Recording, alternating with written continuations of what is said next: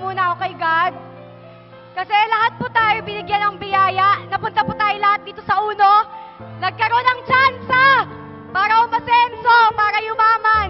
Of course, thank you po sa mga BOD, Board of Directors, kay Sir William, kay Sir Ollie, kay Sir Herbie, at saka sa mga may bahay po nila. Tsaka sa mga grand uplines ko po, kay Upline Vanny, kay Upline Mark, kay Upqua, kay Upjo, sa mga ibang uplines pa po, lalo sa direct upline ko po, na partner ko po sa buhay ko, si Upline Michael Chan. Sa ibang upline po nag-guide sa akin, sila Butch, Upline Tere, ang person, Zane, thank you po, thank you so much. Grabe pa po yung feeling dito kasi naalala ko po 3 years ago, lagi po kami sa bleachers, lagi po kaming andan yung grupo mo namin, Rampo. Lagi lang po kami nga sa dulo. Actually, hindi na nga po namin alam kung ano yung nangyayari dito sa harap. Halos hindi na po namin makita sa likod. Every time may event, andun lang po kami. Totoo po pala ang Uno. Sa simula, mahirap.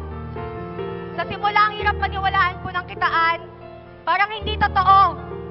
Pero naisip ko po, kung ito po yung Uno, ang tsansa, para umasenso po yung pamilya namin, gagawin ko to. Ang turo po sa akin ng nanay at tatay ko, kailangan lang daw po magtiyaga.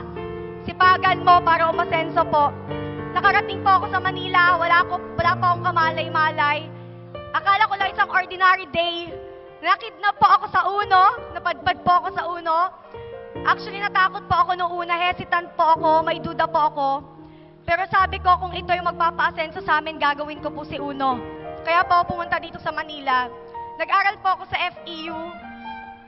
Ang hirap po sa part ko kasi nag-start po ako sa Uno. Actually, wala po akong pamuhunan dito. Pero kahit ano po, nag-take po talaga ako ng risk. Gumawa po ako ng sources, gumawa ako ng paraan para po makapag-start dito. Until po nakapagsimula ako, napagdaanan ko po lahat ng hirap. Sobrang hirap po. Pero still after po ng class, nagpupunta po ako ng Uno office. Minsan po natatapos yung meeting namin with uplines. Umaabot po kami 3 a.m., 4 a.m.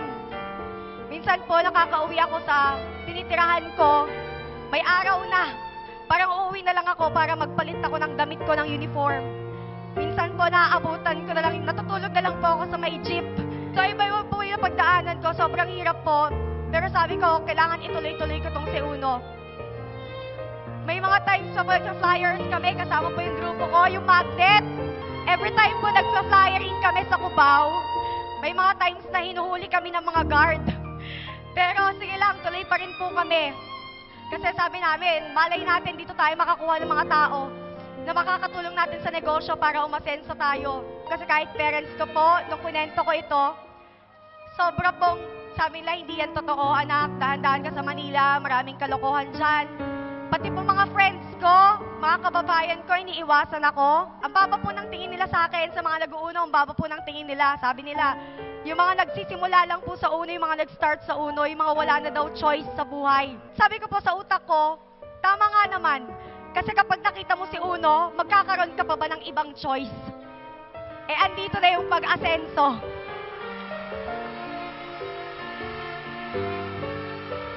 Ang dami pong rejections, ang daming hirap. Sobrang dami po ng pinagdaanan ko. Minsan nga po, napanghihinaan ako ng loob dahil babae nga po ako. Minsan, nag-iimo-imo din. Sabi ko, totoo ba talaga tong Uno? Mga ilang months ko po sa Uno, totoo ba talaga? May talaga bang kitaan na malaking pera? Talaga bang nangyayari yan? Sabi po sa akin ng mga uplines ko, lalo si Up Mike, sige, tuloy lang natin to. Magtuloy-tuloy lang tayo, hindi natin alam kung ano yung magiging end result nito hanggat hindi natin tapusin to. Nagtuloy-tuloy po ako hanggat umabot po ako ng ika 6 months ko po. Estudyante po ako ng FEU that time. Nakabili po ako ng brand new na Mazda 3. Ang sarap po sa pakiramdam. After another more than year, nakabili po ako ng second car ko. Yung dream car ko po, BMW.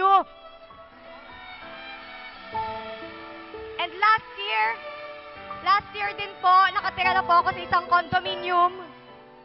Sobrang iba po yung pakiramdam. Dati po napapanood ko lang yung mga travel incentives ng Uno.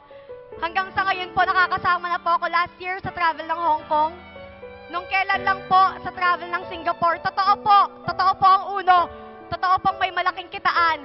Po ng sakripisyo, lahat ng pinagdaanan ko na hirap, tandaan nyo po lahat po yan, it's all worth it. Sobrang worth it po lahat. Kung ngayon, nahihirapan ka, kung ngayon, nagugutom ka, nasa tamang daan ka, kung minsan, nakakalimutan mo ng kumain, okay lang po yan, nasa right path ka, ituloy mo lang. Ituloy-tuloy lang natin to. Bakit? Kasi after ng ilang years, after ng ilang months, nakikita po ng Diyos lahat ng trabaho natin. Kapag sa tamang panahon, kapag deserving ka na, higit pa po sa pangarap mo ang ibibigay niya.